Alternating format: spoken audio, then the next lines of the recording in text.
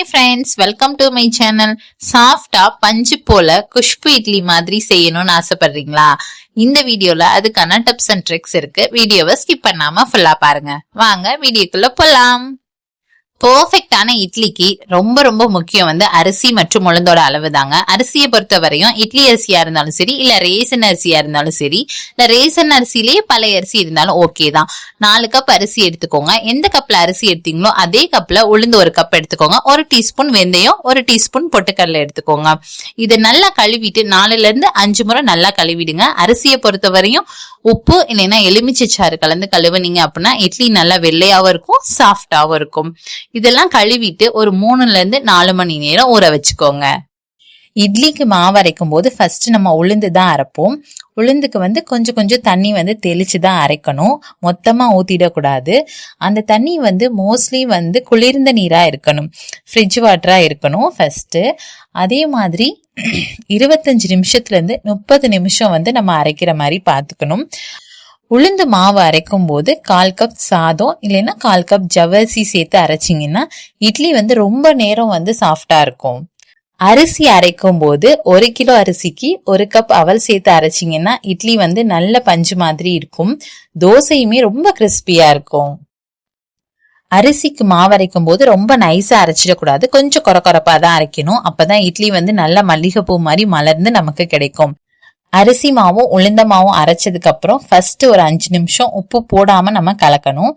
அதுக்கப்புறமாட்டி தான் நம்ம உப்பு சேர்ந்து கலந்து வைக்கணும். இப்படி இந்த ப்ரொசீஜர்ல நீங்க மாவை கரைச்சி வச்சீங்கன்னா தான் இட்லி மாவு நல்லபடியா பொங்கி இட்லி நல்ல சாஃப்டா கிடைக்கும்.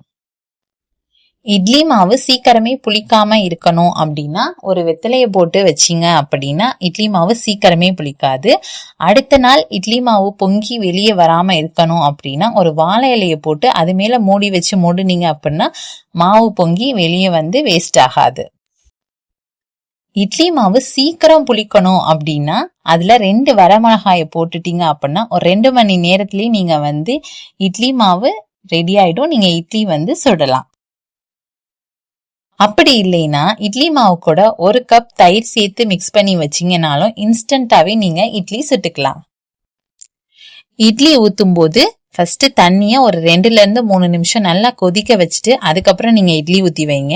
அதே மாதிரி அதிக நேரம் வேக விடக்கூடாது. 8 நிமிஷத்துல இருந்து 10 நிமிஷத்து வரையும் தான் அது வேகணும். அதுக்கு மேல இட்லி வெந்துச்சு அப்படின்னா அது ரொம்பவே ஹார்ட் ஆயிடும்.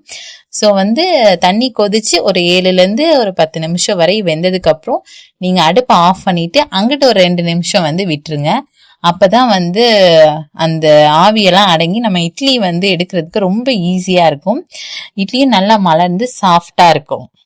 இட்லி மாவு சரியா அரைக்காம இட்லி ரொம்ப ஹார்டா வந்துச்சு அப்படின்னா 4 அப்பளத்தை தண்ணிக்குள்ள போட்டுட்டு அதை அரைச்சு இட்லி மாவோட மிக்ஸ் பண்ணி இட்லி ஊத்தினீங்கன்னா இட்லி சாஃப்டா கிடைக்கும். அப்படி இல்லைன்னா ஒரு ஸ்பூன் நல்லெண்ணெய் சேர்த்து இட்லி ஊத்தினீங்கனாலும் ஹார்டா இருக்க இட்லி ரொம்ப சாஃப்டா மாறிடும். இந்த வீடியோ உங்களுக்கு ரொம்ப யூஸ்ஃபுல்லா இருக்கும்னு நம்புறேன். மறக்காம நம்ம சேனல்ல சப்ஸ்கிரைப் பண்ணிக்கோங்க. இந்த வீடியோவை உங்க ஃப்ரெண்ட்ஸ் அண்ட் ஃபேமிலி மெம்பர்ஸ்க்கு ஷேர் பண்ணிக்கோங்க. தேங்க்யூ.